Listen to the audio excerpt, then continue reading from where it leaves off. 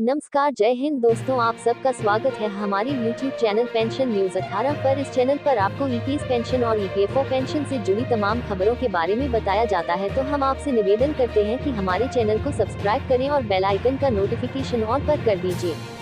195 pensioners के लिए उच्च पेंशन पर बड़ी खबर। उच्च पेंशन को लेकर बैठक से आए बड़ी खबर। सेवानिवृत्ति निधि प्रबंधक कर्मचारी भविष्य निधि संगठन एम्प्लॉइज प्रोविडेंट फंड ऑर्गेनाइजेशन की कर्मचारी पेंशन योजना 1995 के तहत पेंशन भोगियों ने मंगलवार को अपनी न्यूनतम मासिक पेंशन को बढ़ाकर 7,500 रुपये करने की मांग को लेकर भूख हड़ताल पर जाने की धमकी दी। वर्तमान में कर्मचारी भविष्य निधि संगठन ईपीएफओ के कर्मचारी पेंशन योजना 95 एम्प्लॉय पेंशन स्कीम के तहत पेंशन भोगियों को सितंबर 2014 में लागू नियमों के अनुसार 1,000 रुपये की न्यूनतम मासिक पेंशन मिलती है।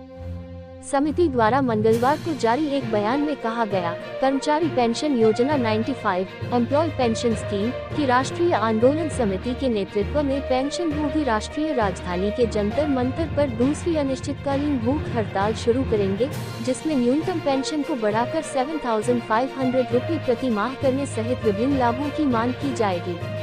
समिति ने कहा कि केंद्रीय श्रम मंत्री भूपेंद्र यादव के आश्वासन के बावजूद उनकी मांगें पूरी नहीं की गई है।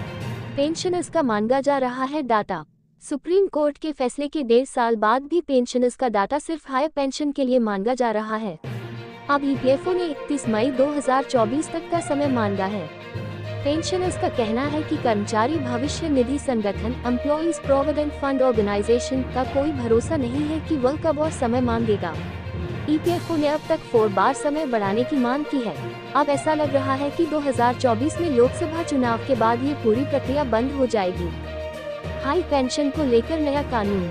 इस देरी के कारण मौजूदा पेंशनर्स और अन्य कर्मचारी इस बात को लेकर तनाव में है कि आने वाले दिनों में हमारी हाई पेंशन का क्या होगा।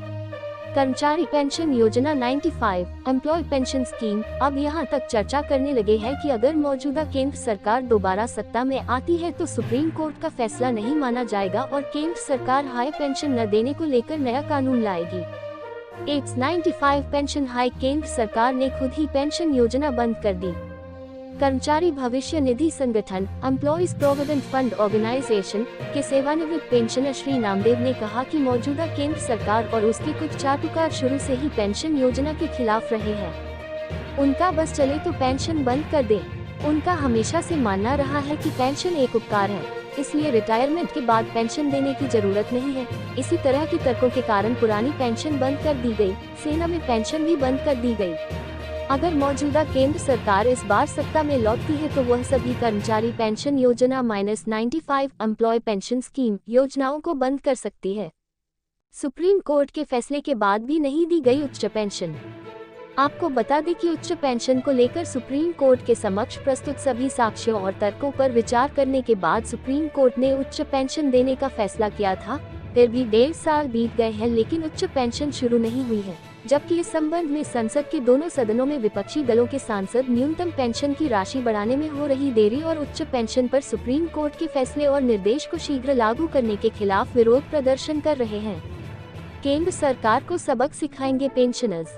पेंशनर्स की बैठक में विचार विमर्श के बाद सर्वसम्मति से निर्णय लिया गया कि पेंशन को लेकर केंद्र सरकार द्वारा दी जा रही टेंशन को ध्यान में रखते हुए इस बार पेंशनर्स की फौज लोकसभा चुनाव में मौजूदा केंद्र सरकार को सबक सिखाएगी।